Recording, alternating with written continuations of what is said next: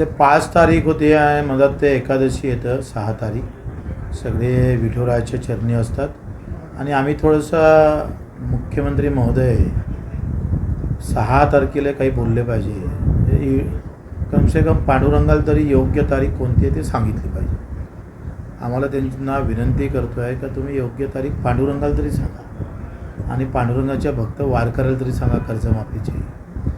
का जो शेतकरी रोज आत्महत्येच्या दारावर उभा आहे त्या पांडुरंगाच्या चरणी प्रार्थना करून विनंती करून नतमस्तक होऊन मुख्यमंत्र्याला विनंती करतो आहे तर किमान 6 तारखेला तुम्ही ही तारीख योग्य तारीख जाहीर करावी. त्यासाठी आम्ही 7 तारीख घेतली आहे आणि 7 तारखेपासून ते 14 तारखेपर्यंत हे आमची पायी जे आहे वाटचाल चालू होणार आहे आणि ते 2 तारखेसाठीच 2 ऑक्टोबरसाठीच त्याची तयारी करतो आहे.